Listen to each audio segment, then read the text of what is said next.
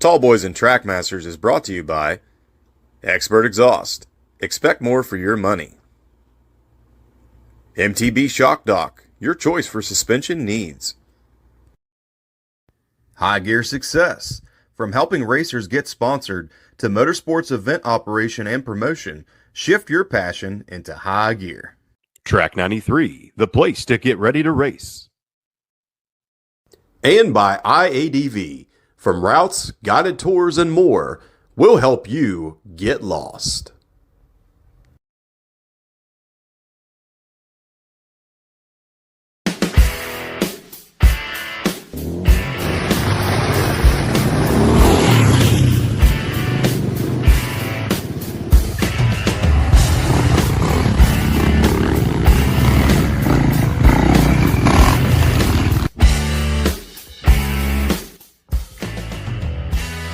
Yeah, for some reason, when I see a log, my sphincter tightens, I start to tremble, I go all sweaty.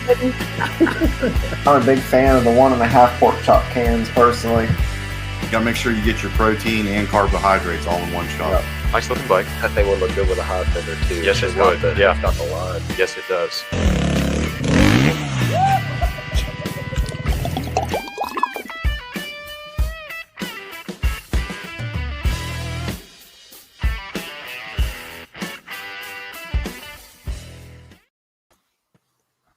Hello, ladies and gentlemen. Welcome into episode 91 of Tallboys. And Trackmasters. James, that's not a can.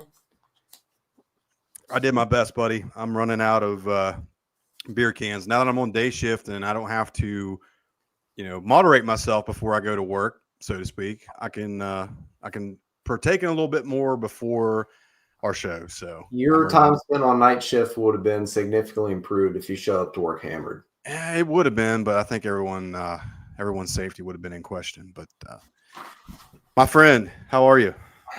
Well, slowly getting stuff together for Red River. My bike's still apart. Countershaft seal was this close to being completely finished. The chain that I've got is like 4 links short. And in order to torque down the front sprocket spec, you really have to be standing on that back brake with a chain on it to, balance out your forces and all that. So it's still sitting. But aside from that, I'm excited, Yeah, me too, buddy. We're gonna ride somewhere I've never been before and hang out with the guys. Yeah, that's the best part, especially for me. I know, Drew Faulkner puts on a heck of an event down there in a beautiful area to ride, and we're definitely looking forward to getting down there and seeing what's up with the Red River area. And yeah, it's going to be a heck of a weekend. So yeah, no show next week. We'll be getting ready for that, and stay tuned. We'll probably put some stuff up as we get down there. But it's time to get into the meat and potatoes of tonight's interview. And that's with our good buddy, Mr. Jeff Nash from Klim.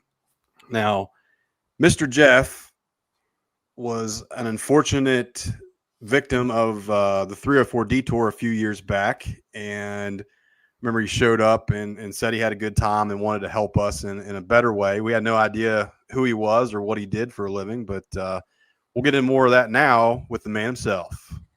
What's up, buddy? Whoa! Are we live? We're live, bud. We're Number live. 91 episode. Yeah, Yeah. number 91. What's going Here on? from West by God, Virginia. Halfway to heaven and a mile out of hell. I've never heard that before. I'll have to remember that one. I don't have it copywritten. That was Bruce Springsteen. So anyway, I'll lose the glasses. Figured I'd come on with some props and have a little fun with you guys. Oh, we love it. And now that I see you're drinking, I did come prepared. I got my nice little Nelson Rig pack here. Oh, man. Nice. With the cold Corona. And I got my nice little tray here. Oh. Look at this. Hello. Oh. Doctor's orders. Doctor's Whoa. orders. Oh. I'm going to teach you boys a couple things about drinking. Somebody needs to. Yeah. We need some class in this establishment. If we could find somebody teach us some sense at some point, that'd be great too. See, when you come to this is like one of those hot spots in West Virginia, right? Yeah. You got the Moto Cantina there. You see Love that? it. Yeah. Rolling bar. Does that fit in the Nelson rig pack one on the side of the bike? It does. Nice. Actually, that thing's been very handy. That's a good travel companion for me when I'm out on the road and just trying to keep stuff cool. And you can't have Coronas without limes. So we come prepared. One of those bags would be a great replacement for a headlight or number plate. Yeah. You just run a small cooler right above. Yeah, your just do like a little nylon Velcro strap on there, and so something I learned out in Baja on one of my many trips, and we can talk about that later. But I do like Corona, Mexican beer, Premier Light, and you got to put the lime in there. Oh, the lime is the key. Lime is key. I know some of you guys don't like fruit in your beer, but If I had any orange slices, they'd be going in my Blue Moon right now. There you go. I'm a fan of that. When you first pulled that blue bottle up, I thought it was Bud Light, and I wasn't going to say anything. Nah, we're not doing that. You're like, man, day All right, shift's man. got you in dire straits. I don't know. Hey, they've come back from that. They spend enough money in the NFL, that's for sure. Yeah, without a doubt. 100%. Well, Jeff, we All right, appreciate you coming on here tonight, drinking with us, sharing some stories here. So let's get into it, my friend. Let everybody know. One more thing I got to show you guys. Okay, go ahead. So you put the lime in, a couple sips, then you crack open the Patron. This is called a Baja Corona. It's a Baja Boilermaker. You can call it whatever you want, but Like a little a Boilermaker is a tequila shot in a beer, right? Yeah. Yeah. A little tequila shot in the beer. We call that a Baja Corona. Nice. Oh, It's the spot, it right? goes down so good. All right. Enough of that. You're good, Enough buddy. of the bartending. All right, my friend. Let everybody know where you're from, where you were born and raised at. All right. I was born in Albany, Maryland, and I grew up in the D.C. area. Lived there most of my life, probably up until the time I was in my 40s. And during that time, I was working at various shops. So I started with a shop, actually it was called Honda Hut in Rockville, Maryland. And that was back in 78, 79 when I got out of high school. So I graduated in 77. And here, I need my glasses. Things are a little blurry. That's not Patron. All right, that's Not yet. yeah. So I started working at a dealership, just a parts counter guy, and I was going to Montgomery College at the time, majoring in radio and television, which finally got my big break tonight. Using that degree. Yeah, but I mean, my travels ended up, I graduated college and I was, racing motorcycles in the 70s. Started off on a 1971 Yamaha Mini Enduro. So that was like the first real bike. And that was just like a game changer because before that we were on like the 2.5 horsepower Rups, Oh, yeah. we were on there with a hydraulic clutch on it and hardtail frame. And I remember riding the wheels off of that thing and breaking the frame. And my dad was using some nylon straps back then to try to hold the thing together. When the Mini Enduro came out, and we went in halves on it. I was cutting lawns and doing whatever I could to make the money to, buy it. And back then the thing was like $325. And it was just such a cool bike. And the way I started my life behind bars is riding the Mini Enduro. And it grew from that on the XL 125 was like my next bike. That was 73, 74, the XL 125 Honda single cylinder 4-stroke, put out a whopping 12 horsepower. And couple inches of travel front and back. But it was a great bike to learn on, and we learned how to, ride it in any conditions. I mean, we went creek riding. Back then, we grew up in areas, kind of like a horse farm, so there was a lot of trails that we could ride, and we made our, go-to motocross tracks. And then when it would get thunderstorms during the summertime, we'd go out after the rain stopped and set up little like short track ovals with tires, and we just got there and race each other and talk about, learn how to bang bars and, get a feeling of, being right next to your buddy and trading paint and just, going at it. But, you feel so comfortable in a bike, and you got friends that you ride with that, you just feel so in tune with, what they're doing on the bike, and you can just have a lot of fun. And it grew from that. And so I started racing. The 74 CR125 Honda was the game changer back then. And, it took me through the motocross classes, 125C to 125B. And then I went to 250s because I was getting too tall and big for it. So, and I had a thing for Bultaco. So you see the Bultaco. Oh yeah, when I first hopped on, that was one of the first things I commented on was how cool your Bultaco merch was.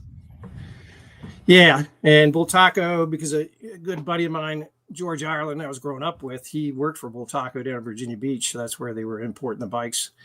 And through him, I got to meet, some of the riders back then, like Marty Tripes and John Savitsky. He was from Pennsylvania. So some of these legends back then.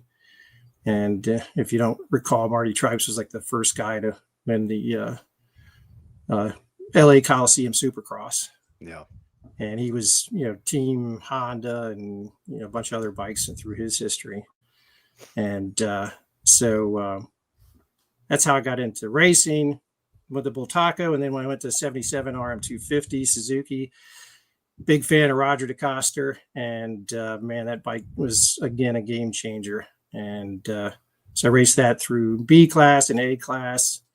And then racing A class, I stayed in that for a couple years, but then, going to school, kind of got out of racing, girlfriend, those those issues, it takes away from racing, and go to school and work and everything else. And so by then I joined a buddy of mine. We did a trip out to Montana on the motorcycles. The year prior to that, we did it in a single engine Cessna 182 Skylane, because he was an airplane mechanic. He was actually the manager at Frederick Airport in Maryland.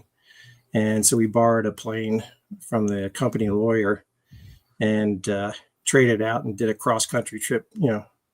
Imagine that, and you're in your 20s, flying across the country in a Skylane 182 with camping gear and everything else. So going out to Montana and staying out there and became friends with people on a ranch. And subsequently the following year, we did a motorcycle trip out there, and I ended up staying out there. He was coming back to finish up at University of Maryland, and I just got out of school. And so I ended up staying for a while, for a year, and working for a cable TV company. And that got me into sales. Gotcha. And that was door-to-door sales. So you talk about, not an easy way. You got to be able to. In Montana, I got to feel like TV watching probably wasn't a priority out there these days.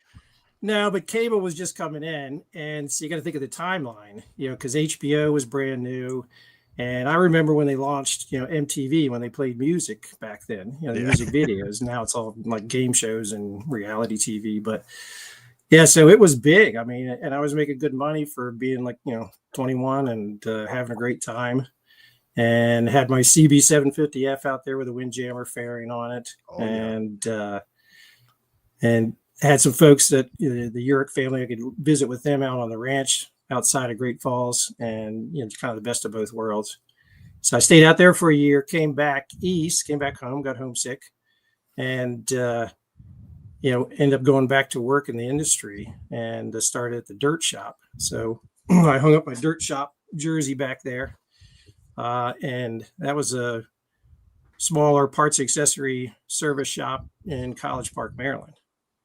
and was there 5 years, and also worked for Full Bore Industries, which was a kind of like subsidiary of the retail store. So he had two businesses. He had a wholesale distributorship, Full Bore, which was the original name for Full Bore boots that came into the U.S. from John Taylor, and that was the precursor to the CD boot line. Okay. So CD is like one of the oldest manufacturers in the industry. And so when they came into the U.S., it was under the Full Bore, name. And so eventually, they brought their own boot line in with the CD name. And so from there, took a job as a parts and accessory manager with Cycles USA, just outside of DC in the Aspen Hill area. And I was parts and accessory manager there for 10 years. And could see I was not going any further within the company. And so I ended up talking to the Sullivan's rep. So Sullivan's is a big distributor for HJC and Joe Rocket. And I remember talking to Jimmy, and I'm like, hey, do you have a job, in the warehouse, just packing boxes or something, just whatever you got? And he says, well, actually, I do have a position. I'm looking for a sales rep to cover the territory. And so he ended up hiring me as a sub rep. And, I worked for him for a couple of years, and then eventually became my own rep as an independent contractor. But during those years, that was like 98 is when I started working as a outside sales rep. And I was covering Maryland and Virginia, primarily in Delaware. And I started with Sullivan's and then Fox. So I was with Fox for like 3 years. And they wanted employee reps at that time. And the volume was much higher in the street market. So, HJC and Joe Rocket through Sullivan's was just the better fit. And then Sullivan's brought in O'Neill. So I was selling O'Neill for a couple of years, with that distributor. And I've been with Sullivan's for 27 years until this July 1st, when I started with Klim as an employee rep. And so I was with Klim as an independent contractor for 12 years prior to that. So I already had a lot of history with those guys, right? And they made me an offer to become an employee rep, with the addition of 509. So they were bringing the 509 brand in house to the Rigby, Idaho headquarters. So Klim and 509. So 509 is a sister brand that's also snow and moto. So I'll be out promoting that brand and pushing that. And in addition, they gave me the New York and New Jersey territory. So now I have those two states, Pennsylvania, Maryland, West Virginia, and Delaware. So the true Mid Atlantic geographic area, that's what I cover for Klim. So it's probably, it's hundreds of dealers, but Klim is more of a premier brand, and 509 will be just kind of like below that, a little bit more economically priced with HJC and that $150 dirt helmet, that type of thing, right? And so I'm looking forward to working that brand and getting it out in the stores and promoting it. So I showed up at Soggy Bob and rode the 509 gear one day with that, and that Rooster Red looks pretty sharp, and it matches up with my Champion Edition 500 EXE. Probably look pretty good with a gas 700 I see over here in my corner. It would. A Rooster Red would look good on that gas for sure. Jeff, you obviously you have spent so many years in this industry, and you have seen it from basically the start until what it is today, which I'm sure has been just a roller coaster ride throughout the different ages of motorcycling here we've seen in the United States. What are some of the biggest moments in your eyes that you've seen throughout the motorsports industry with the changes of, say, the 70s, the 80s, the 90s up until where we are now? Well, for sure, the internet has changed everything. And before that, it was mail order. And so the retail stores, the brick and mortar stores would always, it was an adversary relationship between the two as far as mail order. Back then, Chaparral was one of the biggest, books out there. And, they would undercut the pricing, but they also had, good service and good delivery. And that's what customers are looking for. So it forced a lot of the dealers, those brick and mortar stores, to kind of like, hey, we got to, ramp up our game and start stocking more products and, offering better service, actually merchandising the stores and doing nice displays like a regular retail clothing store would. For me, that's important because, we're selling some very high-end premium gear, and you can't do it, with a dealership that has pegboard on the walls and, Right. The dog is over there in the corner chewing on a tennis ball, and there's oil stains on the carpet, and it's just, you got to provide a proper, setting for customers to feel comfortable, and then also make the product appealing to them. And so that's the biggest change. I mean, then once the internet came in, that was the same thing as what happened with mail order. The catalogs, they just became digital. And then once they became digital and the ease of shopping, and we're, all buying stuff online. And, I'm out here in Berkeley Springs, West Virginia, and I can order off of Amazon and get, order it in the morning. I can get it in the afternoon. It's crazy. It's so efficient. And so that's the challenge for the dealers now is, competing against that. And it's the same thing as I said before, is they got to step up their game and create a better environment and make that customer want to come into their store and make it attractive and do events. And that's why I do a lot of open houses and I do these rides, because I want to go out and promote the brand. And the dealers that support, events, so like your 304 Detour, I worked that without a dealer support because I was like, I could see the potential there. And, it's a perfect market for climb with the off-road line and adventure. And, why don't I have any dealers in West Virginia?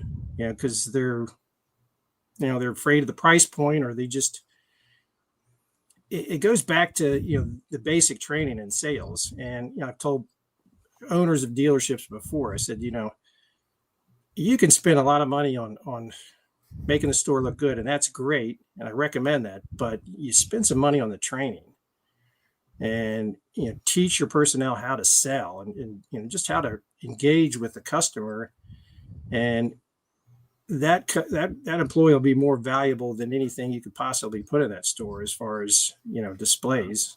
That is an issue I've noticed with a lot of brick and mortar stores when I go in to try to buy gear is most of the time they just seem completely disinterested in trying to sell to you, period. Or you're trying, like, for instance, I was at a local shop deciding between some Leatt, I think 5.5 Enduro boots versus Alpine Star Tech 7s. And, the people that I talked to were of no use, one way or the other. They're like, well, these are gray and these are black. So you figure out what you want from there. Yeah, you can get a lot of that. I mean, it goes back to the individual, and how passionate they are about it. I mean, some of these guys and gals, I mean, it's just a part-time job. And, so they don't invest the type of energy and the passion to learn the product. I mean, that's key. You got to learn the product to sell it, and you got to know what the differences are. And, I was a Leatt rep for 5 years. And, beyond that, I was with Troy Lee Designs for 10 years. And so I've been 27 years in the industry and I've seen a lot of things, and a lot of dealers have gone out of business. Yeah. But the ones that are survived, I mean, 2007 and 8, the financial crisis and everything was crashing. I mean, there's car dealerships closing, businesses closing left and right. I mean, I remember going through Winchester, Virginia, and like multiple car dealerships just gone under. Yeah. And that was scary. And the dealers that survived that, that time, most of them are thriving now, because they learned how to survive in the business. Yeah. And it's not easy. I mean, the motorcycle dealership is tough, and there's a lot of costs that are associated with, so much overhead. So I think a big part of it is the retail consumer. They're not concerned about the dealer making a profit, and if they got a better deal, they go to the internet and order it online. But, with clothing, if the store is stocking properly, carrying a good selection of helmets, jackets, pants, boots, socks, gloves, goggles, you name it, you're better off going into that dealership and sizing yourself up. Yes. I agree. Because Yeah, somebody can order online and they get, like CD boots. I mentioned them. They don't fit everyone. It's more of a Euro fit. It's a little slimmer, narrow toe box versus like an Alpenstar. So, that's the kind of thing you go and try it on and walk around the dealership. Same thing with a helmet. You got to get fitted up with a helmet. You don't know what size you're going to, you can measure your head, but that only gives you like a baseline to go off. Yeah, that gives you at best a starting point of what you need to go from. Right. And I kind of second Trevor's sentiments there, talking about how it's almost frustrating these days, at least in our area, to go into a dealership and try that. Like, you're either dealing with somebody, like you said, Jeff, it's a part-time job. Maybe it's their first job ever, and they're just there for a paycheck, and they're not really passionate about what they're doing. And then on the second hand, maybe they don't even ride, so they don't know, what's best, what's better, this boot, this helmet, what have you. Mm-hmm. And then at the same time, it also seems like a lot of their inventory is stuff that doesn't fit an average person. Like, it's kind of geared towards a little guy, a little kid or something like that. But yeah, I think you're right. If you have someone that's passionate enough to realize that if someone can come into your store and put hands on, try on something and feel it, there's a really good chance that they're going to buy it straight there while they're doing that, as compared to taking a chance online and hoping it fits and then dealing with the return process if need be. Yeah. Yeah. These open house events I work, drives the customers in. And with Klim, we kind of advertise it as like Klim Adventure Day. And I just did one Saturday at Motorcycles of Dulles, just in that Northern Virginia corridor. It's Loudoun County. It's like the richest county in the world, in terms of medium income. And so perfect, location. And they're carrying premium motorcycles, BMW, Indian, Triumph, Royal Enfield for, more of a, cost price point bike, but they have their own little cult following. Yeah. And then they'll be bringing in some other models. But we had a great day. Customer service there is excellent. Yvonne Warren is the clothing manager. She does a great job. My buddy Dan DeMaio is the parts manager. And, Dan's been in it forever. He worked for, ADV magazine for a long stint. So you got some real career, people in there, and you can tell, the customers just love coming in there and buying. And just because of the atmosphere, store's beautiful.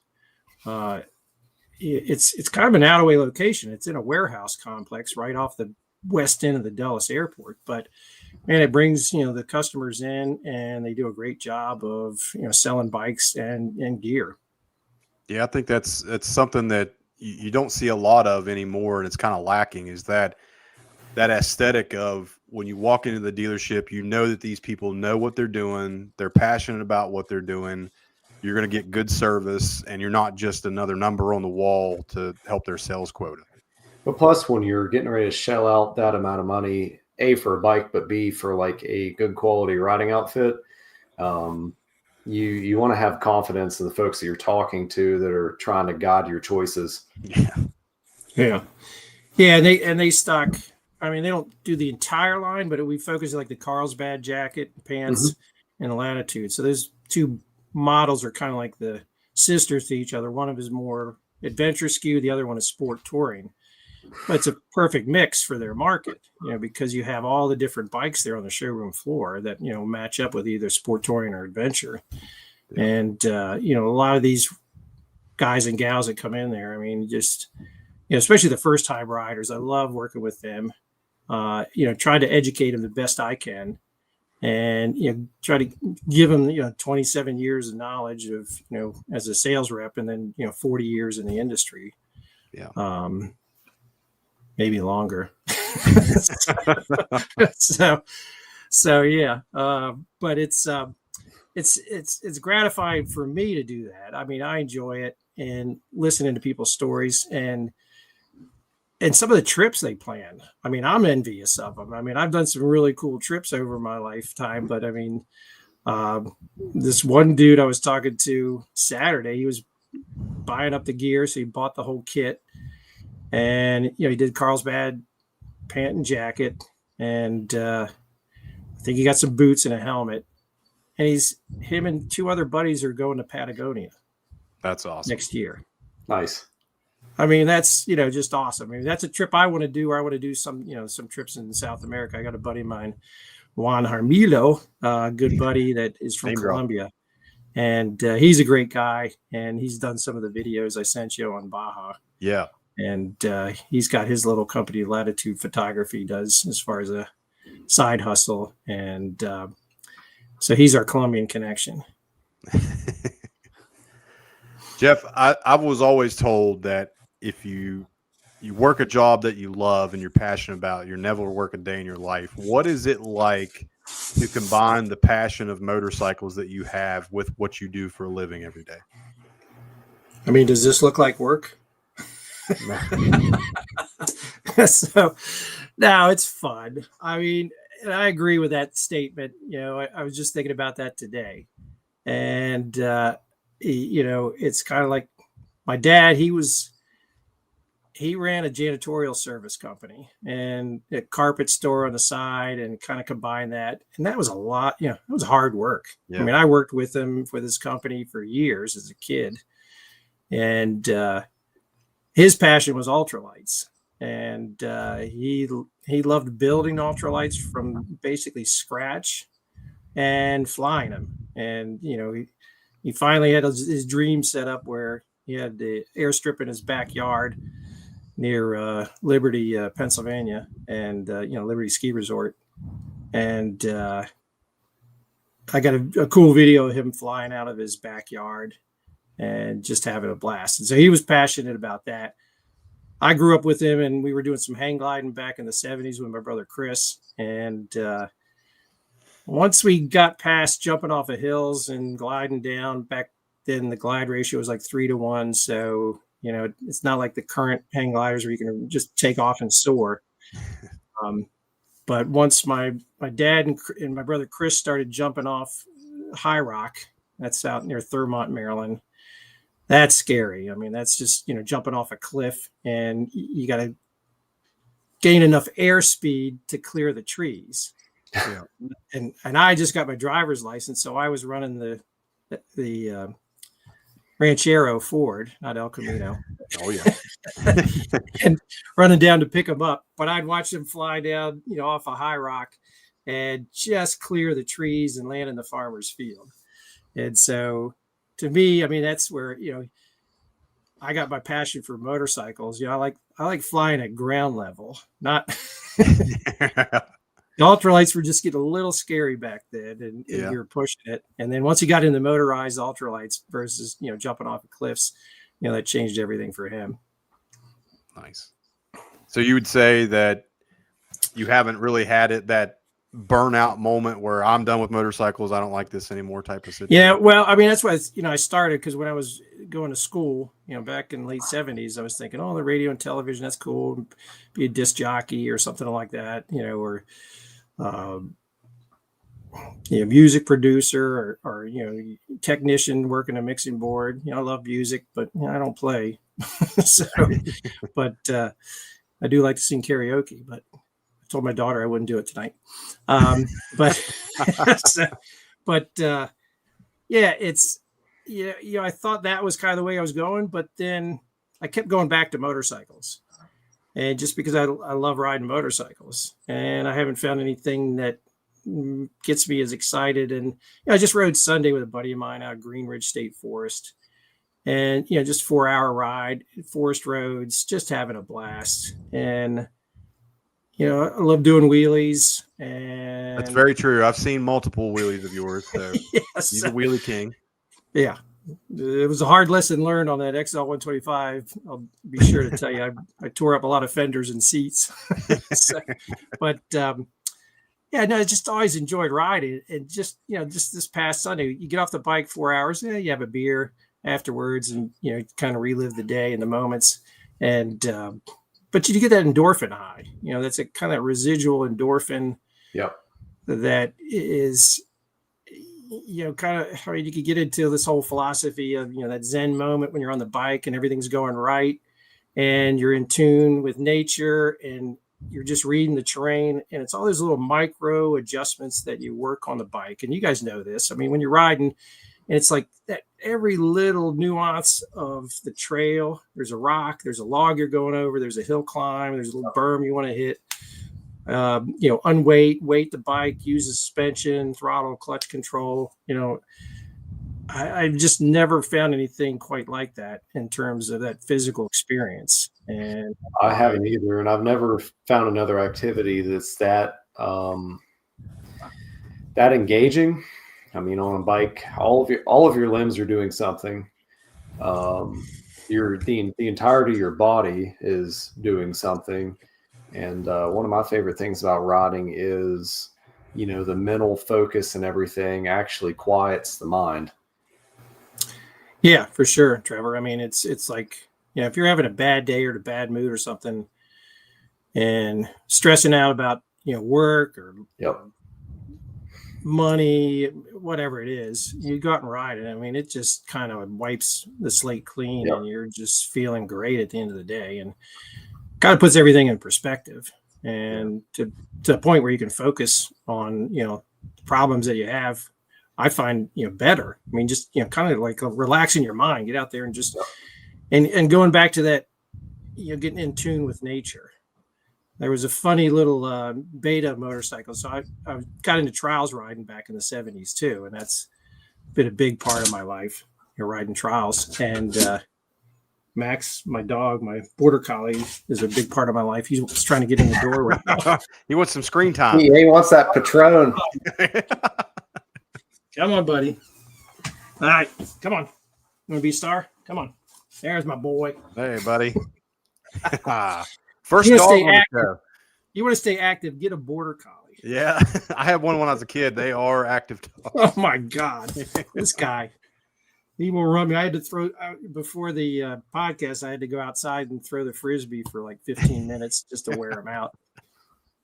But he's such a good boy. And he's been a great dog. And we have golden retrievers, and that's a whole nother side of my life. But I love dogs. Good side, though.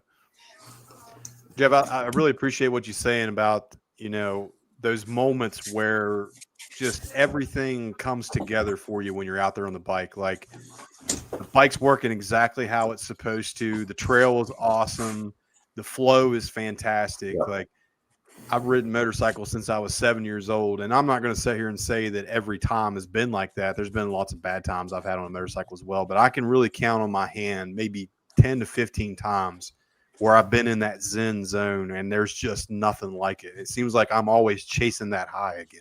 And it's horrible to have to get back out of that zone. Yeah. Yeah. Like, coming in at the end of the day, especially a day where, you rode single track or whatever, everything went right. Your throttle, your clutch, your body positioning, everything was on point. And then you come back home and you still have that residual, endorphins like Jeff was talking about, but then it's over. Yeah.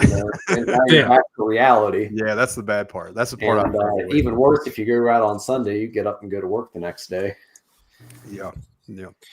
Yeah. It's a funny thing. You bring up the single track. I mean, there's nothing quite like, getting in that zone and riding single track. And when you think about it, you're riding in between trees, sometimes, just barely handlebar width apart, up hills, down hills, through creeks, rocks, roots, everything else, all the obstacles that can kind of throw you off.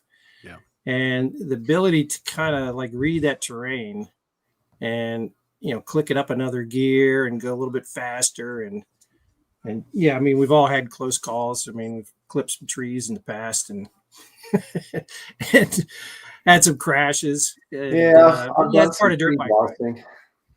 Here and there. Yeah. But that's why I sell the gear, going back to climb. I'll segue into that because, that's what's really changed since the 70s. Talk about the bikes too, but, man, the gear has gotten so much better. I mean, that trip that I did out west on the bike with my buddy Pete Smith, I was wearing a Honda line jacket. It was this real thin nylon jacket with like this thermal zip out liner. It's not waterproof. Back then, the rain suits were like the polyurethane. They were like plastic. And once it stopped raining, you started sweating so much Yeah. inside the jacket that you just got wet from the inside out.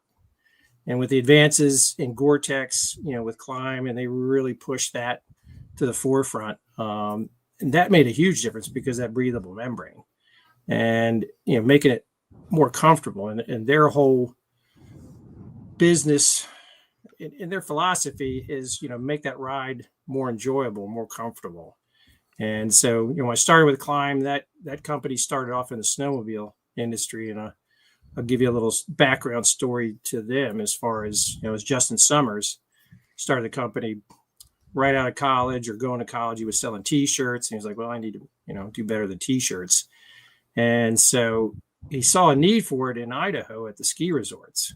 So the ski operators, the guys were running the lift and the cats and the snow grooming machines, everything else, back in the 70s, or back in the 80s for him. He's a little bit younger than I am. So 80s and 90s for him. They were wearing, back then, those puffy down jackets were really thin nylon. Mm-hmm.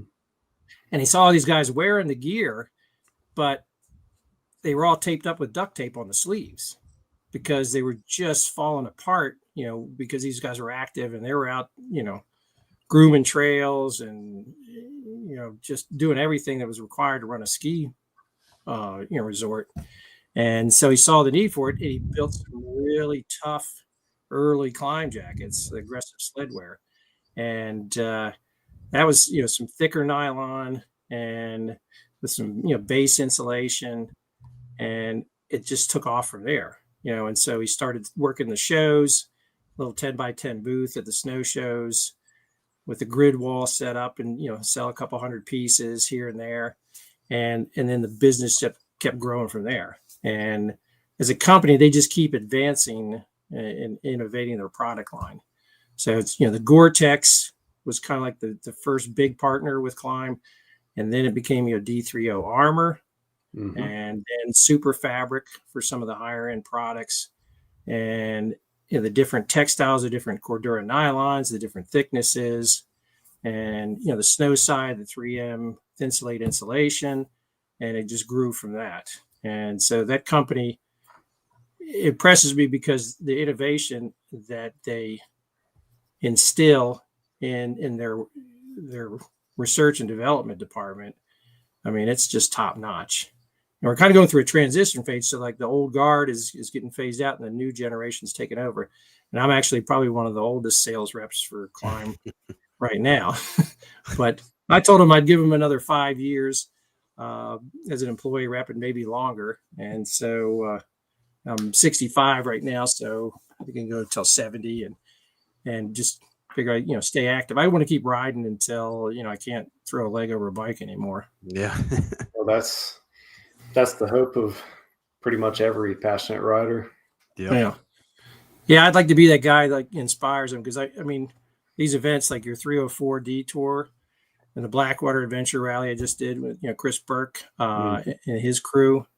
You see guys out there in their 70s and the 80s still riding, and they still got a big smile on their face and they're enjoying it. And we get old and we slow down a little bit and the knees go bad and the mind starts to go. Everything starts to go. But I tell you what, when I'm on a bike, it's just, I feel young again. I feel like I'm, 20 years old almost. So it's just, that's just the amazing thing about riding a dirt bike. Yes, it is. But I'm glad you brought up Klim, because obviously we're going to talk more about them as well. I know that myself and others have been acclimatized by you, as you like to refer to. And they do seem like, I mean, obviously, the guy that's just starting out in dual sport adventure, what have you, may see that price point and it's kind of a sticker shock to them as well.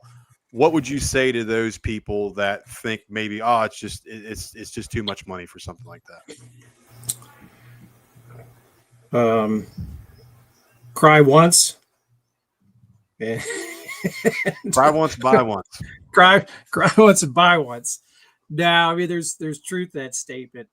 I mean, I was just at a shop a couple of weeks ago up in Pennsylvania, and the guy one of the employees comes in there and he works sales, and he's like, man, I got 2 sets of your gear. I got the Mojave and the Dakar.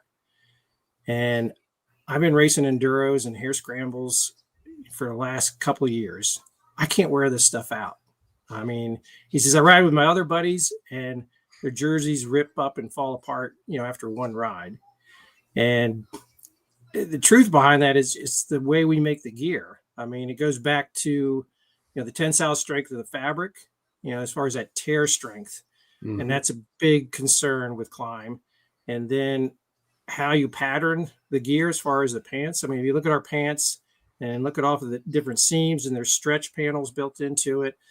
You have a heavier Cordura nylon in the knees, or you got leather in the knees. Mm-hmm. You got reinforcement in the seat of the pant.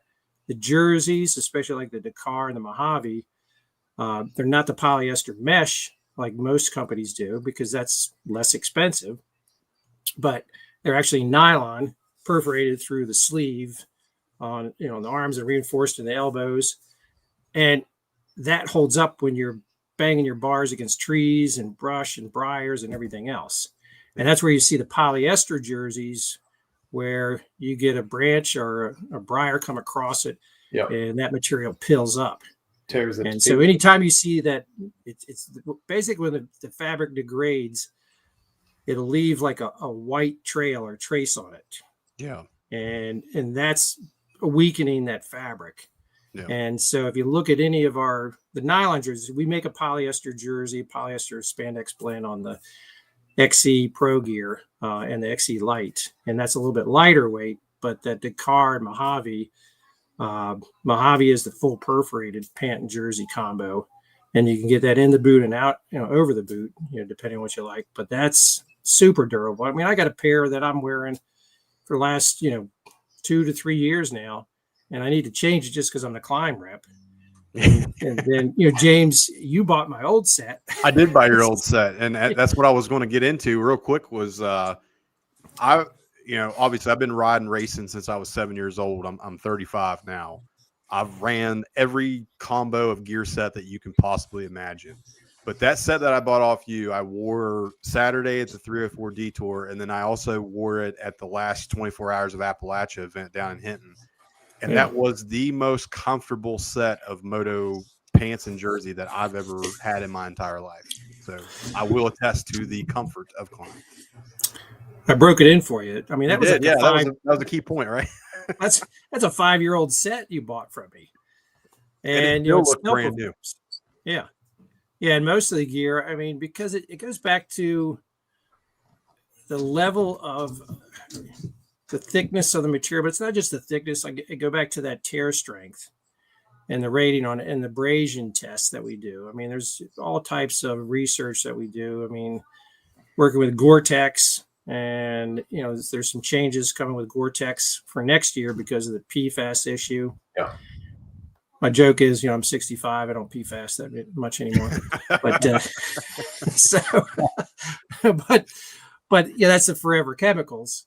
And so that's an issue with contamination getting the groundwater, and also the plastic particles you all have heard about, the drinking water with the microparticles, plastic. I mean, we all have plastic kind of floating through our blood. Probably like a credit card's worth in each of us, something like that. Yeah, so, well, I like to tell the story that, I had open heart surgery about 3 years ago. And so I was having problems with AFib. My wife bought this watch here, Samsung Galaxy watch, and detected AFib. And I'm like, okay, what's going on here? So, I go to the doctor and like, okay, you got a heart murmur. Go to the cardiologist, and he refers me to Johns Hopkins. This is like the back end of COVID. And I'm online with Dr. James Gammy, like one of the foremost mitral valve surgeons in the country out of Hopkins. And he's like, yeah, we need to do open heart surgery and replace those strings. It looks like the heartstrings are actually stretched or broken, and that's why it's causing the valve to go into severe regurgitation. And I'm like, oh, really? Great. But I get the surgery, catch it in time, no damage to the heart as far as enlargement. And I like to equate it to like the motorcycle world. It's like I got a new top end job, I reseated the valve, got better compression, and then restrung it with 6 cords of Gore-Tex. So that's the irony, is here I sell Gore-Tex for a living, and it's inside. And I believe in Gore-Tex with all my heart. Yeah. That's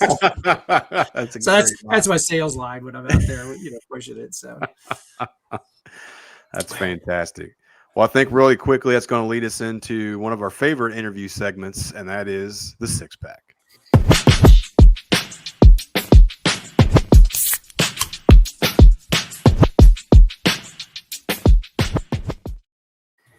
All right, Jeff, here we go. You ready for the 6-pack? All right, ready. First question. What's your best trail snack? Oh. Climb beef jerky. Climb beef jerky. Oh, wow. That's fantastic. That's right. That's too cool. We packaged the original beef jerky. It's out of a meat processing plant in Idaho Falls. And that's the original flavor. And you have pepperoni and teriyaki. And then we just came out with pepperoni rolls. And my dealers love them. So I do them as promos at some of the events. And, I do the Cliff bars and the power bars, but you get tired of that, and they melt is the problem. Yeah. It gets hot out there and they melt. And the beef jerky is just so satisfying when you're out on the trail. I mean, there's something about, the cowboy in me and chewing on that beef jerky and get some salt and electrolytes back in you too. True. Yeah. Works great. Next up, Trevor. So, and you might already own it, but what would be your dream bike? I do. Well, I just bought the 25 KTM 500 EXCF, which is a great bike, and I had a 2013 500 XCW. I still have that. That one's going to be tough to get rid of because, man, I've had some good rides on that. Yeah. But then, I started adventure riding in the 2000s with a Suzuki V-Strom, and then I had the 950 KTM, and I went to the 990. They were getting so big and bulky, I went back to the 690, and I had a 690 Rally Raid fairing, looked like a Dakar race bike. Mm-hmm. Had that for 10 years, blast riding that thing, just a cool bike. But I made the mistake of getting on an 890 Adventure R, and that did everything that my 690 did off-road, surprisingly. Suspension was better. The motor on that thing is incredible, especially with the, controls on it as far as the mapping. And it's one of the best street bikes I've ever owned. I mean, I grew up and I had, Ninja 750 and the CB 750F and, a bunch of bikes during the 80s. But it's one of the best street bikes I've ever owned. I mean, it handles so well and the power is just perfect. I mean, you set it in street mode, you got about 105 horsepower. The thing will do $120. I mean, it's. Yeah. Ooh, did I say that? Yeah. This podcast was filmed in Mexico. I was going to say on a closed course in Mexico. Actually, the $120 story is Mexico. Because my buddies, Jim Palmer owns JT Motorsports, Andy Clark, a lifelong buddy, Dr. Clark out of Ohio, and Juan Hermilo. We did a trip to Copper Canyon a couple of years ago. And man, it was just an awesome trip. The 4 guys, and we were on 890s and 1090s, and the roads were just amazing. I mean, just the twisties. I mean, 200 miles a day and thousands of turns. I mean, the canyons were just beautiful, and the switchbacks off road. We were in cartel country and a little scary at times, but. The locals just said, basically don't mess with them and they won't mess with you. And it was just a great trip. And the last day we were riding back, and the Mexican government had created this interstate for transport and commerce to go across the border at the U.S. And the last 75 miles, I mean, honest to God, it was like the Autobahn. I mean, that pavement couldn't have been any better, slicing and dicing through the canyons and hills and the valley, river crossings. And oh man, we had a blast. That's awesome. All right. Next question. Favorite trail tunes? You listen to any music while you're out there riding? I tried to listen to music. I can't do it. I I mean, I grew up in the 70s and 80s, so classic rock, and Van Halen comes to mind. That song Right Now, The Best of Both Worlds. That's got a great intro. So, but yeah, I tried listening to music, riding, and just kind of interferes. I go back to that Zen moment. You just kind of get into tune with it. So, Gotcha. Yep. I love listening to music when I ride because it covers up the chatter and clatter of my KTM's motor. That's music to my ears. Well, So, coming from Japanese bikes, I've had my KTM since 2022, and I still haven't gotten used to it, especially on a cold start. I agree. My 890 makes some horrible noises when I start it. Yep. And I was a Honda guy through the 80s and 90s. I mean, I wanted to be Scott Summers on that XR 600, and I had one of those and raced it and had a great time on it. And then I went to XR 650R in 2000 because that was like the Baja trophy truck on wheels. Yep.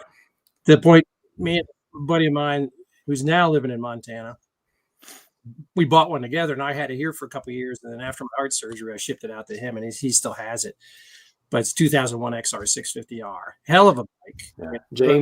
James, when I first met him, had an XR 650R that he's since sold, and his right leg has still yet to return to the same size as his left. And now CFAB makes some electric start kits for those, and they're going for $1,000 though, and that's what wore out my meniscus. So that was like my meniscus. I had surgery on that. That was like early 90s maybe. But I was on XR 350R, and then I had the CR 250 86. That was a great bike for motocross. And then my first dual sport bike was like the 84 XL 600 with that red engine, the red, white, and blue. Yeah. Kind of like this kit I'm wearing here, red, white, and blue. Anyway, but that was such a cool bike. Yeah, I mean, just all the motorcycles I've owned over my lifetime is just in the trials bikes. I've had a lot of different trials bikes, and trials is something I've wanted to get into for some time now. Same here. That's what I recommend it to a lot of people. If you really want to learn how to ride off road and read terrain, riding a trials bike will make a huge difference. And that's where we were just talking about earlier about the hard enduro series and the world enduro, hard enduro.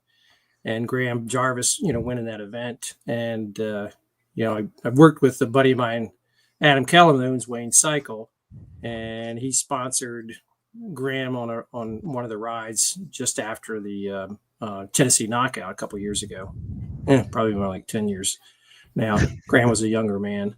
But still, he's the man. And, even at 56, I think, 56 now. Yeah, I mean, he's just still winning. Yeah, 56 is ancient in the hard enduro. His technical ability is amazing. I mean, he just appears to float up even the most difficult stuff. Yeah, but few people remember that he was a top tier world trials rider. Yeah, yes. He was also did some BMX stuff at one point, right? A lot of those guys transferred to BMX. Well, that was, Jeremy McGrath had that history of BMX also.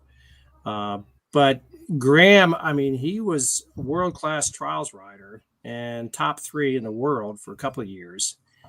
And you can see some of those old videos on YouTube. What's crazy is that he went out and rode those events without a minder. So the minder is a guy yelling at you and telling you, like, okay, you have like 2 centimeters left on this platform. He's up on a platform like 20 feet off the ground, and he's backing it up to get in position to leap to the next, object. And he has no one telling him where he is in relationship to that, like pedestal that he's sitting on top of. Wow. And to me, that was always incredible because, these the best guys in the world, like Tony Bow, when you watch him, he's just amazing. Yeah. And he's got his minders out there. But Graham rode these, world championship events without a minder. And that just is mind blowing. Yeah. All right, Trevor. Favorite terrain. Which favorite terrain? Not 20-foot tall pedestals, ideally. No, those days are gone. And then James, we were talking about your 304 when it rained. That was not my favorite terrain. I got a lot of a people's quick- favorite terrain, I got unfortunately. a quick fun story about the events that Through Vor Detour and what Mother Nature gifted us with this year was, we had some complaints last year that it was too easy. Yeah. And the reason it was too easy was because for the first time that I'd lived in Fairmont since 2013, Fetterman Hollow was dry. You'd see the bottoms of mud holes. It was all dry. But, one of the guys that I was helping out in Fort Hill that was, put it lightly, fighting to stay afloat. We got his bike to the top of a climb, and he told me, he said, I was one of the guys that was complaining it was too easy last year. And the next words out of his mouth was, "Where's the closest main road?" And I was just smiling from ear to ear. I was like, "You got your money's worth this year. Thanks for coming back." Yeah. You know? Yeah, a lot of guys left during the lunch break this year. Yeah, I mean, It was brutal. Fred we came Miller and in I for the helped lunch out on break. Fort Hill, and it was so slimy. All that clay just turns into like dog snot, and there's some struggles over there. Oh, I felt like I couldn't even ride anymore. I was on my old 500, and I got the Recluse on it, and there's the good and bad with the Recluse clutch. Yep. And there was this one hill climb, and I just couldn't get any kind of drive or any kind of traction. The tire wasn't completely worn out, so I can't really blame the tire. I was running, bib moose on it, and I just couldn't get any forward momentum. It just kept spinning and spinning, and to the point where I'm struggling trying to go up this hill on a 500. I've been riding my whole life, and this guy rolls up on a CRF 300, Honda Rally, and just sputters and goes right up the hill. And I'm like, what the hell is going on? Shout out to JJ Ford, one of our viewers. I know he's watching tonight. So I just felt like this big, That's what motivated me to get the new 500. So, and plus, during that day, I lost my phone. Yeah, that was rough. And that pissed me off. We tracked it. We tried to find it. It just couldn't find it. And, of course, it was on silent because you couldn't call it.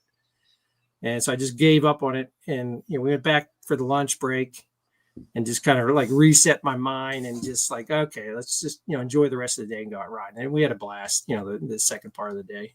Yeah. So my favorite terrain is, right now, single track, 2-track, just everything that flows. Yep. These rock gardens, when they go on for miles and miles, I don't care for that. I've ridden in the rocks enough in my life, and I kind of like a nice flowing single track nowadays. Sweet. What is your must-have trail tool you keep with you? You can't say climb beef jerky. Yeah. Climb beef jerky. I have a habit of not packing tools, which it gets to the point where the bikes the bikes are so good compared to what they were, in the 70s. I remember back then you always had to carry a master link, an extra chain, because you were always breaking chains. And then, now the chains are so good, you very rarely break a chain. Inner tubes, I went to Moose Bibs, made a huge difference because then you can hit any square edge rock at full throttle. You can shift up into it and try to unweight a little bit. But man, the bib mooses have made a big difference in my ride. And before you're like worried about getting a pinch flat. Yeah. And so always carry tire irons and a CO2 cartridge and a spare tube, 21-inch tube, to back it up. If you get an 18, the rear goes flat, you can always throw the 21 in there. Yeah. And the bib moose have gotten so good. Early days, we rode with those down in Baja, and I had the one buddy of mine, Andy, that just torched the bib moose because we were going so fast and high speed stuff. And had to, the tire broke down and we had to take it apart, and it was like molten lava coming out of the tire. It was just so hot. You had to have gloves on to pull it out. We had to clean out the tire and put a tube in it. But man, it was, but now they're so good. I've run the bib mooses in Baja and they work great. So I feel like that might answer one of the next questions, which is the last one of the 6-pack. If you only do 2 mods, what would they do? 2 mods. The bib moose, that answers that. And then I'm kind of going back to where, my 690 KTM had the Akropovic pipe on it, Kropovich, however you want to pronounce it. Yeah. Climb. Yeah. I'm sure you get that a lot. So, yeah, I had a little poem for that on the Klim climb thing, but my screen went blank over there. But it is climb a mountain. You're out in Rigby, Idaho, the backside of the Grand Tetons. Climb a mountain. Yes. Climb. So officially from the man himself, everyone. Yep. That's how you say it. This is our gospel. But yeah, the other mod is like the exhaust pipe. I'm kind of going back to where, in this new 500, I just went to like the end cap to open it up a little bit and then desmog it, and get it to run the way it should, and kind of keeping it quiet. And to the point, I did the 7 Mountain Dual Sport a couple of weeks ago. That's a great, if you guys want to do single track on a dual sport event, go to 7 Mountain. Because they open up some of those Pennsylvania trails that are really sweet. But it's like the guy said, if you don't like rocks, stay in a camper. If it wasn't for rocks and roots, we wouldn't have any terrain here to ride at all. That's yeah. Pennsylvania is rockier than Colorado, let me tell you. Yeah. So, but yeah, I kind of like just keeping the bikes quiet now. And running them stock or close to stock, and just as long as you get that performance up, and you got plenty of horsepower on a 500, it's kind of like, you don't really need anymore. You need to control the power, and so making it more controllable. Yeah. But tires and we were talking a little bit about suspension. I'm so used to, you grow up in the 70s and 80s, and you had 2 inches of travel and no dampening at all. That's where you learn how to use your whole body as a shock absorber. And so when I hear these guys complain about, it's too stiff or rigid, or, it's not supple enough. And I'm like, really? Try riding an XL 125 through this. Yeah. See how you feel after that. Yeah. So, you guys don't know what you have with the new bikes. I mean, disc brakes, that was a big changeover from drum brakes to disc brakes. Holy cow. That just... the drum brakes would wear out and they would get wet and they wouldn't even work. Yep. And what actually started my dual sport journey was a 1995 Yamaha TW200 with drum brakes front and rear. And I found that out very quickly, how water affects the brake function. Did you say TW200, Trevor? Yeah. The big wheel? Yeah. Okay. I see those things out there. It is the most of that's why I loved it so much. It is a blue frame, blue gas tank with like yellow, orange, and red accents. It is violently mid-90s color scheme. The suspension on those things is on paper horrible, but for what they are, which is like a low-speed trail bike, they work great. But on the topic of like modernized suspension, anytime I feel like I'm a little bit dissatisfied with the suspension function on my KTM, I just take one of my Trail 90s for a short ride, and then I'm really thankful for modern suspension, inverted forks, and all that stuff again. Yeah, the TW200. The tires were the suspension on that thing. Yep. Yeah. And then, it goes back to, like, Scott Summers even said back on the XR 600s, it's like, what about the suspension on the 600? It's a heavier bike and blah, blah, blah, and you're competing against these other more modern bikes. And he's like, look at the seat on this bike. This is part of the suspension. The couch. Yeah. The big couch. That thing was so comfortable. Compared to like your current modern bikes that are so thin, like a rail, and, it hurts your ass. After like half an hour. It's like a 2x4 with some vinyl stapled over it. Dude, my new gas 700 had to have the absolute worst stock seat I've ever been on in my life. Dude, just for the short trip around your neighborhood, I was like, this isn't sustainable. Terrible. Got a nice seat on there now. Yeah. Jeff, you are obviously a super busy guy. So what does your yearly schedule look like as far as like dual sport events that you like to go do? I know that it's been beneficial anyway the last couple of years where everybody tries to not go over top of each other's weekends, and they kind of posted early. So what, being in Berkeley Springs and Appalachia where you're at, what are some of your events that you are like, I need to go do? Well, the 304 Detour Dual Sport. Yeah, obviously. Is there anything else? Shameless plug, right? You guys do a great job with that event. And that's why I want to support you, now and in the future, because it's just, the riding area you have there, and you're close to, Fairmont and Morgantown. And my daughter lives in Morgantown, so it's kind of, convenient. I try to see her when I'm up there. It's those events for me, very important to get the brand out there and show that we support the sport, and getting out there and meeting everybody and talking to them about, the gear and how it works and how it's going to benefit them. And whatever application it is, dual sport adventure bikes, because you get some big bikes on your ride. Mm-hmm. And I love getting out there and talking to the people. And of course, that's the benefit is, like, you're in this business because you love motorcycles, and then you get to ride with, your customers, your friends, and you can get out there and experience it. And a lot of these rides I do also are just to kind of like my own testimonial on how good the gear works. And so, going back to that online business, people look at testimonials and put a lot of validity into someone's opinion about, gear. And you'll see that, across the board with Klim. I mean, everybody's really impressed with the gear and how durable it is and comfortable and how it works in like the worst possible conditions. And so the next couple of weeks, I got Morton's BMW this Saturday, open house, big Klim event in Fredericksburg, Virginia. And the following week, I got Bob's Motorcycles. He's Bob's BMW and Ducati. It's in Jessup, Maryland. And that's October 3rd.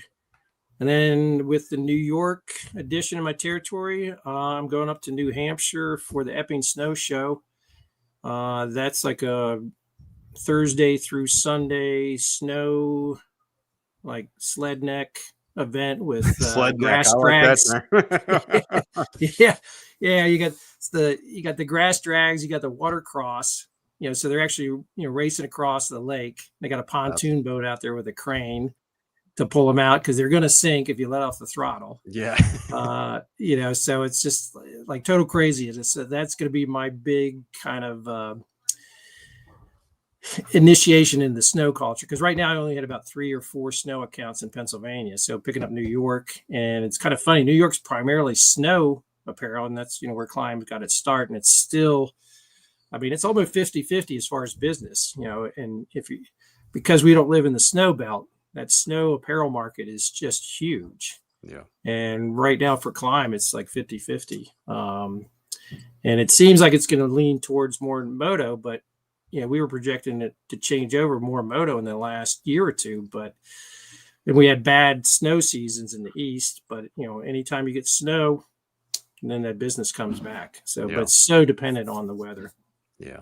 That is a weird aspect there. And I know, yeah, me and Trevor kind of talked about that before, just in passing, that we kind of wish that our area of West Virginia got more snow just so we could go. I consider kind of snowmobiling another way to dual sport in the wintertime. Yeah, you put studs on the tire, those Trailborg studs.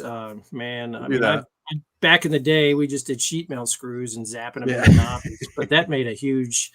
It was actually fun riding on. We could ride on ice covered ponds. Yeah, and it was a blast. As a kid.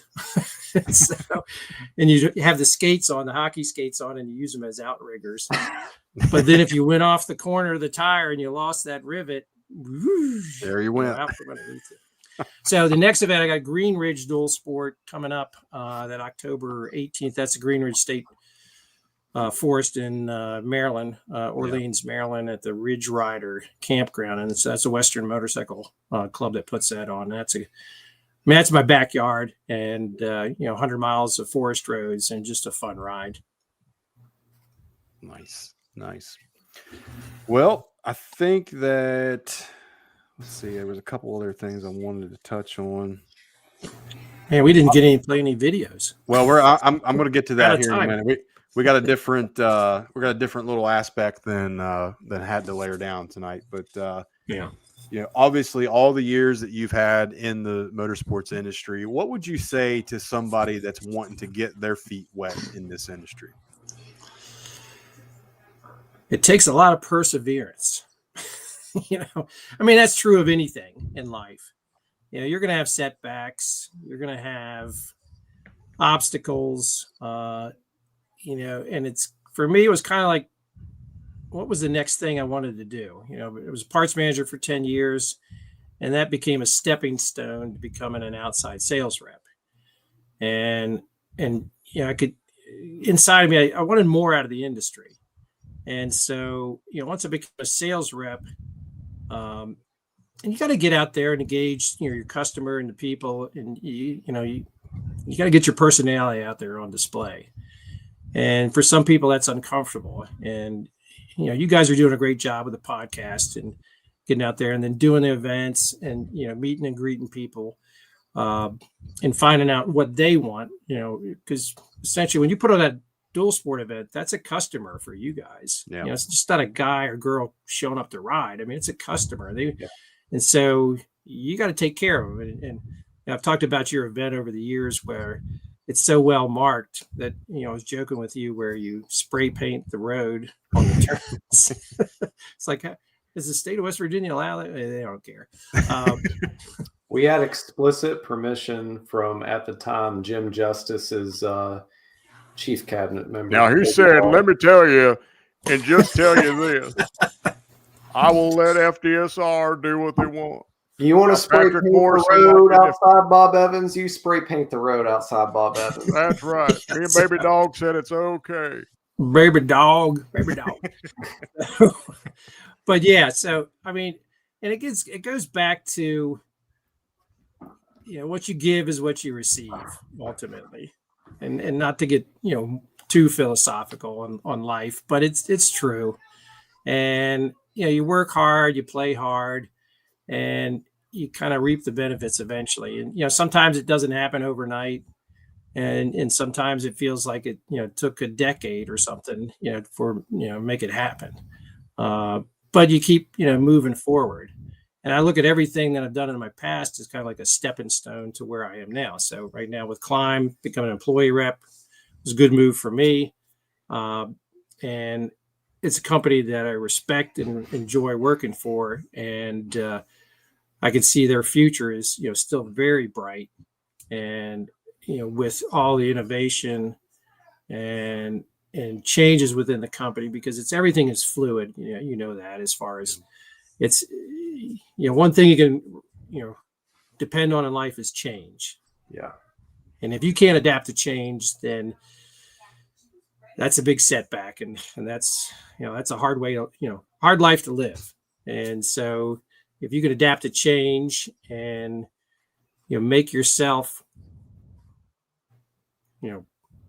present in every situation. And what I mean by that is like, kind of treat people like you want to be treated, and we all love motorcycles and that's our passion. And the new riders that come in, I mean, I just had a situation Saturday, or not Sunday, yesterday I was riding. No, that was Monday. Sorry. At Green Ridge. We just finished the ride. I'm loading up the van, got the dirt bike. The guy rolls in there with the family. He's riding the CO Canal with his, bicycles. He's got the two little girls and the wife. And I could see he comes out of the, the SUV, and he looks at me and he's like, man, that's cool. And he comes over and starts a conversation and says, man, where do you ride? You ride dirt bikes around here? I said, yeah, well, they got tags on them. It's dual sport. But I said, you got 100 miles of forest roads around here. He's like, yeah, my dad rides. He lives out in Utah near Park City, and my brother still rides. But, I live here in the East, and I'm up in Pennsylvania. And we just came down for the day to ride the C&O Canal and the bicycles with the family. You can see that twinkle in his eyes. Like he grew up riding dirt bikes, family, job, kids comes into play, and it takes a good 10 years sometimes. I mean, you can try to balance that, but family, starting off the family and the business and career and everything else is important. But you could tell, and that's the rider. I see it time and again. That guy shows up in the dealership, and he's like, he's in his 40s. That's where the dual sport adventure bug really hits those guys hard. Yeah, because they want to go out and have fun, and experience and get some adventure in their life. And that's where dual sport and adventure bikes, really fills that niche. I mean, they might have grew up on dirt bikes and racing and everything else, and they're kind of past that. They got the family man, got responsibilities, but but you're still riding. So, and your wife understands. Yes. Treat her right. Right. And I've been married 37 years. And so, but that's a whole nother story. She's put up with a lot. I'm sure. But, so that's my take on it, is just keep pushing forward and things will happen. That kind of like manifest destiny, where, if you kind of project it and you kind of feel that you're going in the right direction and you stumble here and there, but eventually, you'll get to that point where, you're happy and satisfied with your life and what you're doing. So that's all I got to say about that. That's awesome, buddy. That's fantastic. Appreciate that. Yeah, we'll definitely clip that one. That was great. Thank you so much for that. All right, Jeff, hang out here with us for just a real quick second. We got a couple little things from industry news we're going to get into, and then we got a different type of had to layer down here, just a little bit different here at the end. So hang out here with us for just a second. Correct.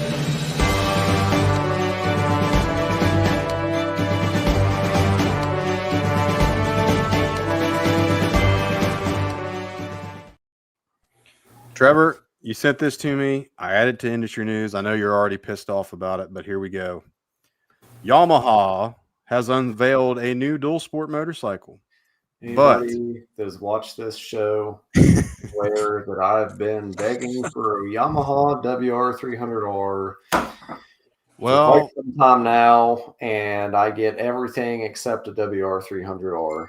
Not only are you not getting a 300R, the United States is not even getting this motorcycle, which I feel was a mistake. But this is Yamaha's new WR125. It is a liquid-cooled single overhead cam 6-speed with a whopping 15 horsepower, 21-inch front wheel, 18-inch rear wheel, just a generic kind of entry-level dual sport from Yamaha that we kind of feel and we're in agreement with is kind of competing with the XR or 150L in that super beginner class. But remains to be seen if it's going to come to the United States. But that's not as of right now. No, this isn't really a new class of bike by any means.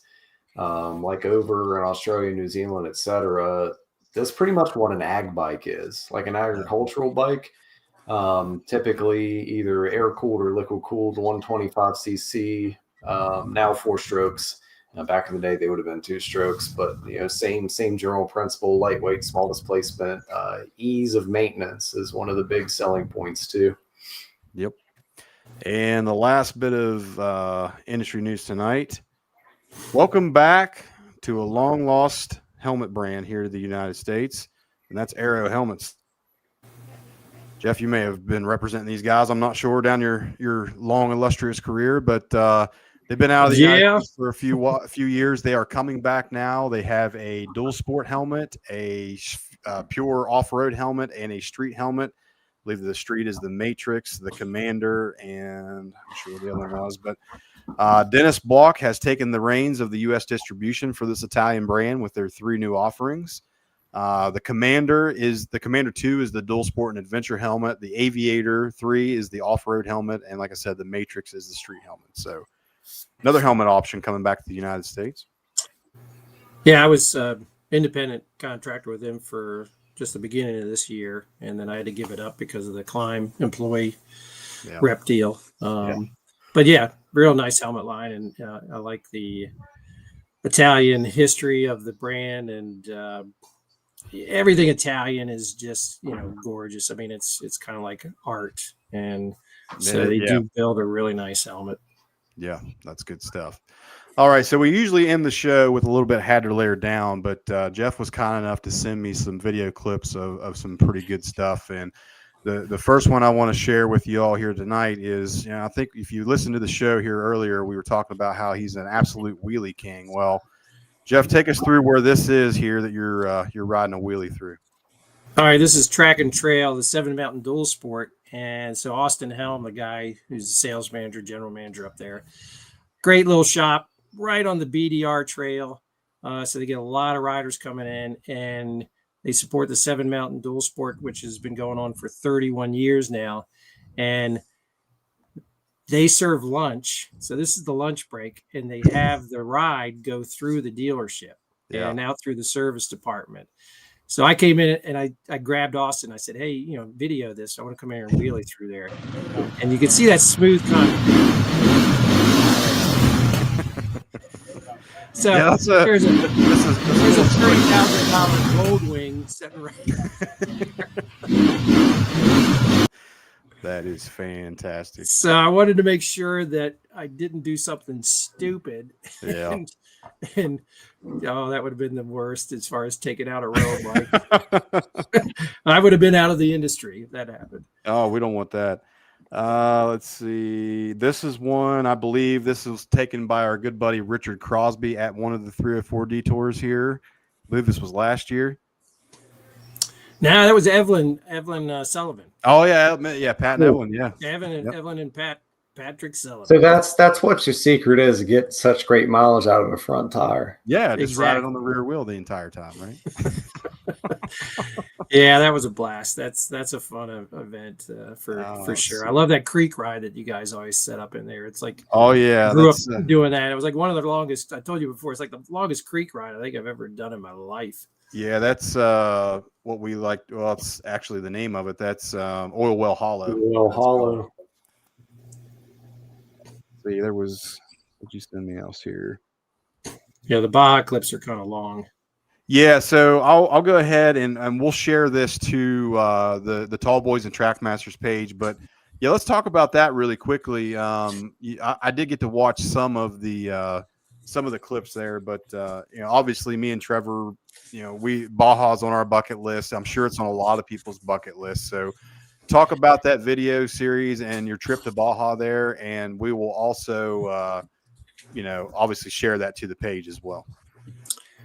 Yeah, so Baja, I mean, I've ridden Baja probably more than 10 times over the last 25, 30 years. I think the first trip was 99, and I went with Ted Orr, who owned JT Motorsports at the time. And, man, that was quite the adventure. And I was trail bossing after that. This is before GPSs, so it was all by maps. And going across the border, either Tijuana or Tecate, and going online or trying to find these maps. In some cases, I had to order them, and showed up a big packet in the mail of all these different maps of Baja, and you're trying to go out there and figure out the trail system. And you have the Baja race, and so we would, for the most part, stay on the course. The Baja 500, the 1000. Most of it's in the Northern Territory. And that's actually probably the best riding.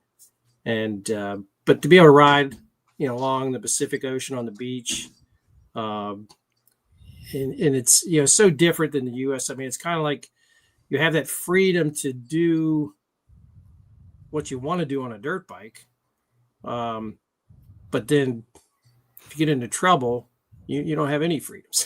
So, I mean, so the police, and we never really had a big issue with the police in terms of, trying to extort money out of us. And the funny thing was, doing wheelies for the kids, and you'd show up at a checkpoint, and you got these, 19-year-old guys with a bandolier across their chest and, an M16, and you do some wheelies for them and give them some stickers, and that was like the best part of their day. Yeah. And so, but there's something about riding Baja in terms of, just the ruggedness of the terrain and the beauty of it. And in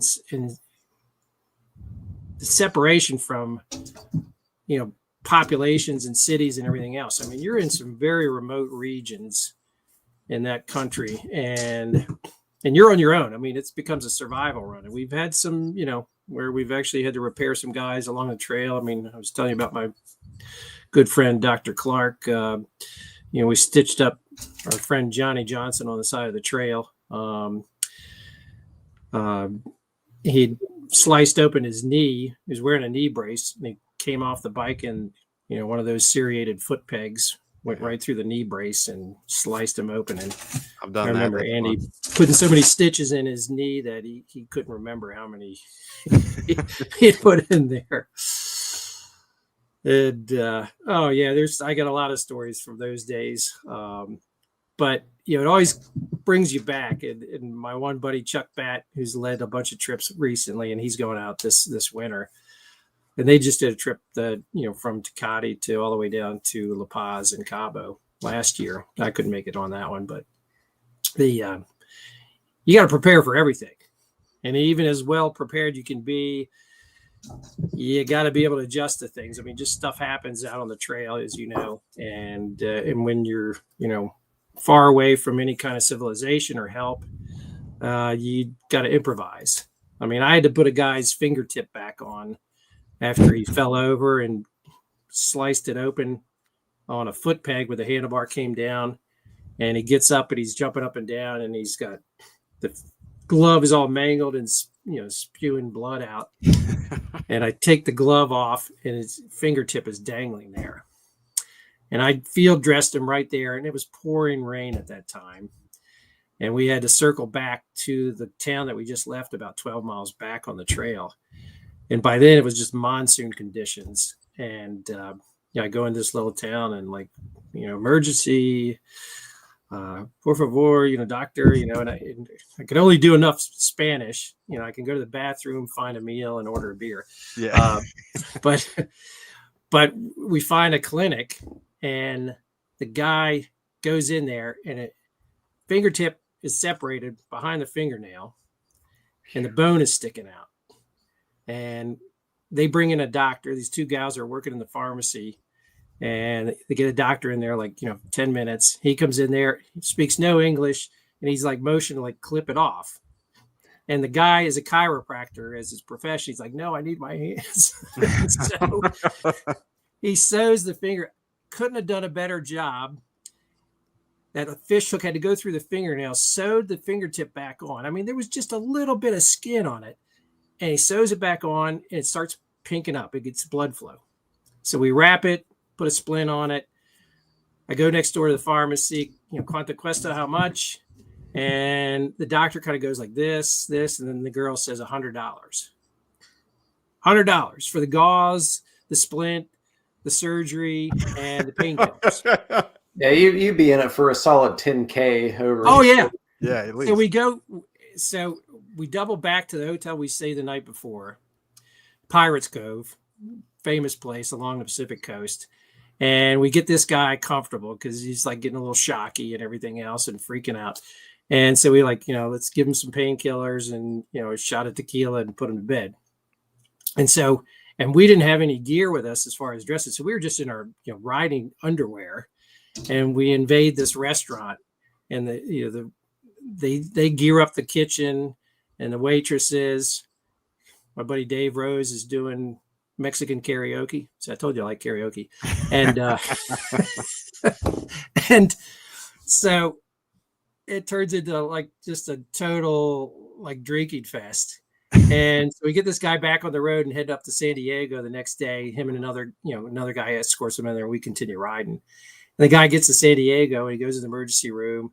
The doctor looks at it, he says, "Oh, it's pink. Nice sutures.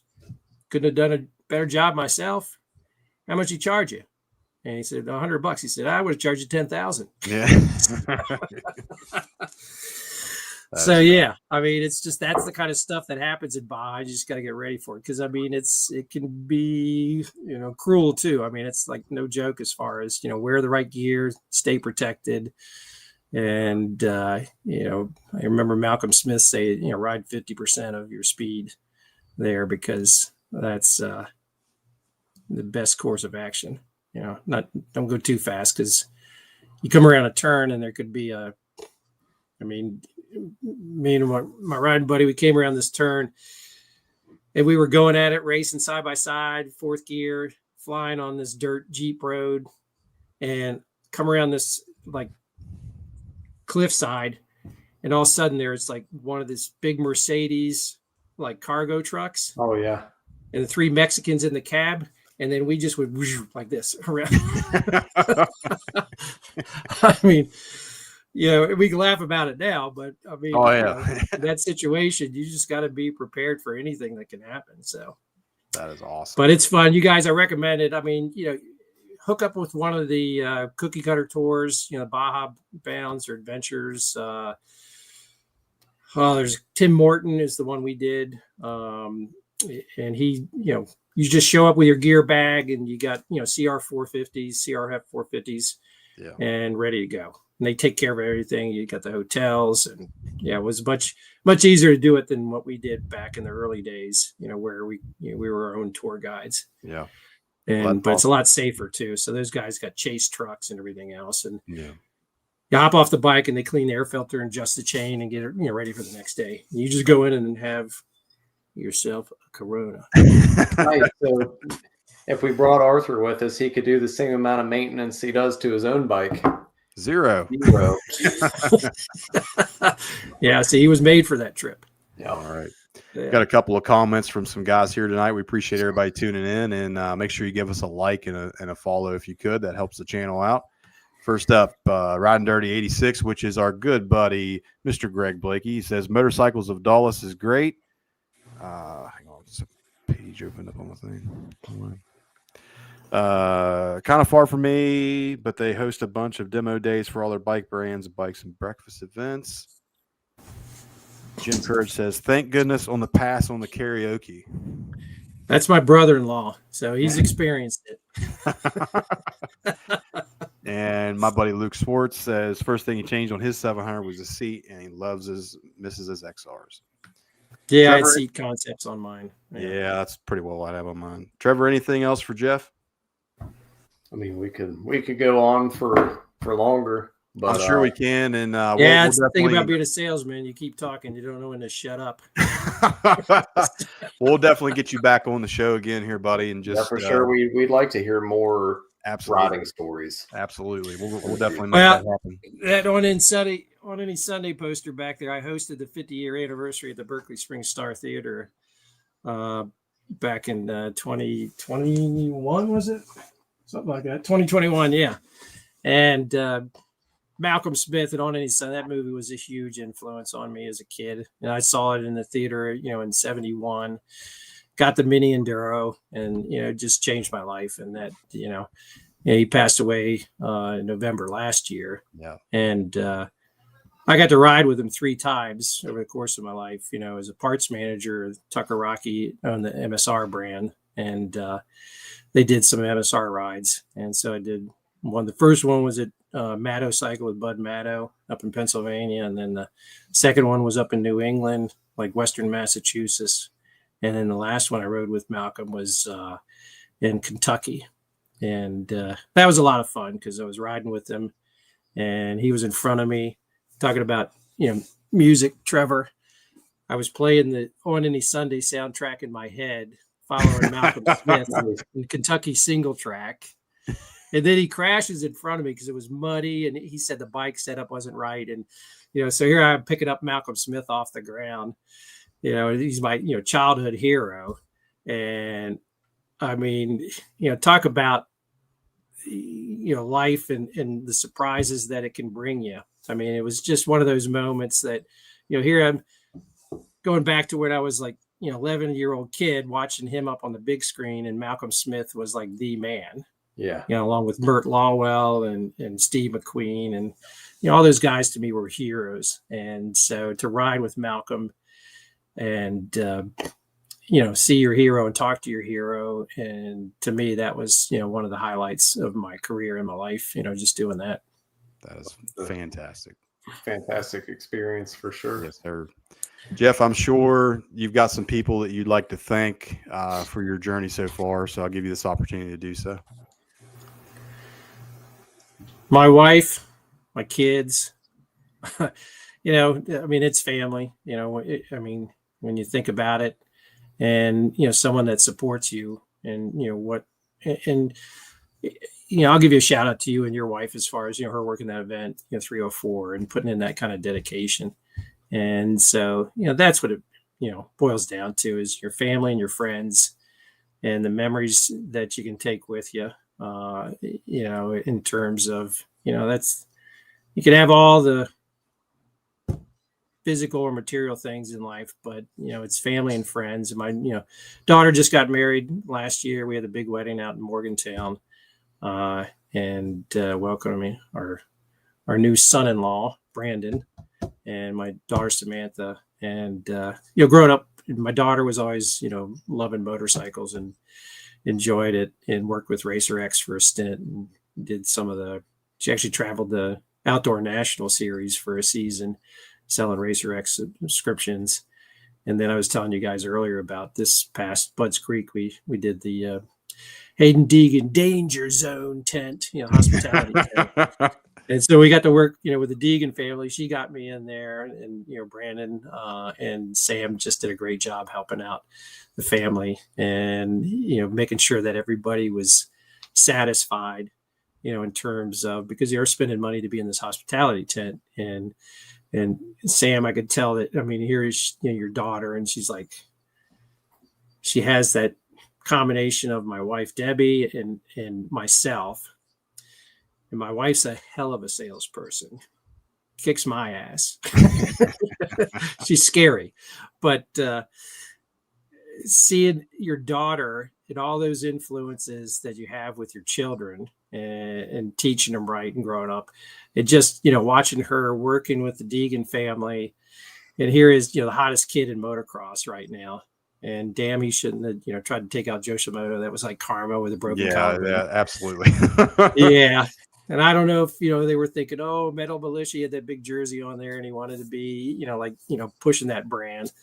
But you know, that backfired on him for sure. But, you know, seeing your daughter, you know, working in that environment, that's a lot of fun, you know, just to see that and witness that, and, you know, kind of ultimately think like, yeah, okay, I did okay. Yeah. I did all right raising her. So. Well, buddy, this has been an absolute pleasure. And we'll definitely have you back on to just talk some more bikes and some riding stories for sure.